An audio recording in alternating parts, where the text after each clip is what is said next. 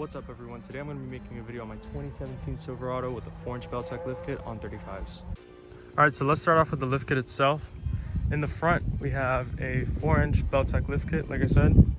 All it is a strut spacer, an upper control arm to help out with the angle, and if we look down here, can't really see it, but we have diff spacers to better the CV axle angles, and a new diff cover due to lowering the diff. Then heading to the back, we'll see that we have the belltech shocks. I don't remember exactly what model they were. I'll put them down in the description, but the belltech blocks that were there before, I think they were 3 or 2.5 inch blocks. I didn't really like how the truck sat, so I put 1.5 inch rough country blocks in the rear. After that, we have these 20-inch high country stocks wrapped in some Nitto ridge grapplers. They're 35s by 12.5s on a 20 by 9 rim.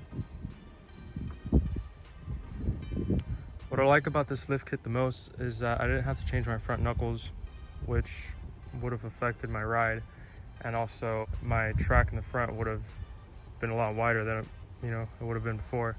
I do have to put wheel spacers because with my stock tires, although they say with stock rims you won't need to run wheel spacers, you do, because I still rub on the A-arm, but I don't mind either way. I knew I wanted to put wheel spacers.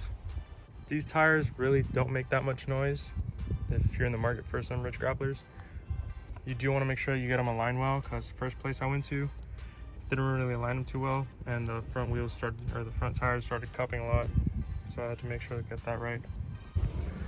After that, I installed these Viair train horns. I know the tank's a Viair. I don't know what brand the train horns are, but pretty loud. I put a valve on there so I can connect any hose I want, fill up the tires, compressed air. I currently have a switch on it to shut off at 145 psi, so you get a pretty good sound out of it.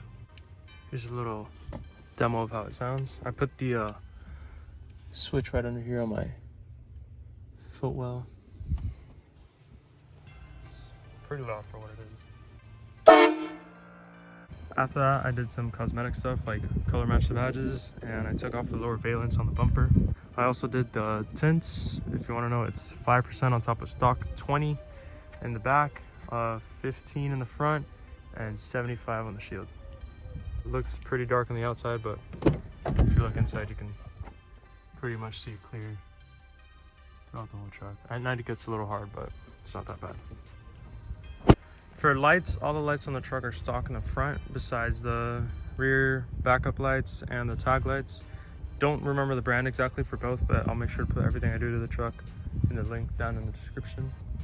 But the backup lights are super bright, as well as the tag lights.